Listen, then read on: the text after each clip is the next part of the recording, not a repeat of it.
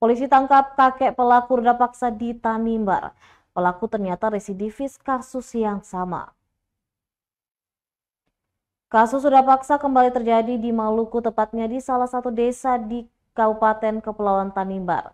Kakek berinisial EM 61 tahun ditangkap unit PPA Polres Kepulauan Tanimbar lantaran pelaku tega meruda paksa anak di bawah umur. Kapolres Kepulauan Tanimbar AKBP Umar Wijaya mengatakan pelaku ditangkap sekitar pukul 22 waktu Indonesia Timur, tak lama setelah orang tua korban melaporkan. Umar menjelaskan kakek bejat tersebut melancarkan aksinya pada Selasa 16 Januari 2024, sekitar pukul 12 waktu Indonesia Timur di rumah pelaku.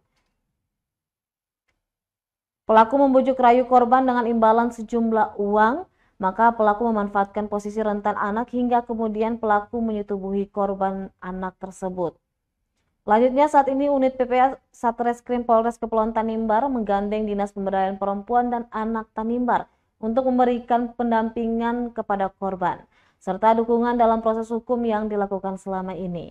Atas perbuatan bejat tersangka, kini penyidik unit PPA telah melakukan penangkapan dan juga penahanan terhadap tersangka pada 18 Januari 2024 kemarin.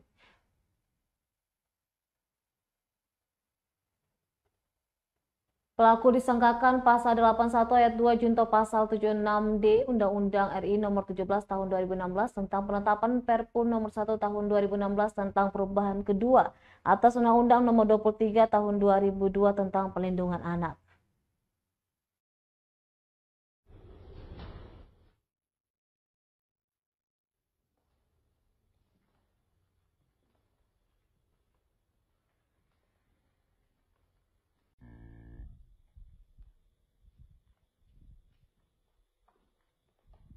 Download Tribun X sekarang, menghadirkan lokal menjadi Indonesia.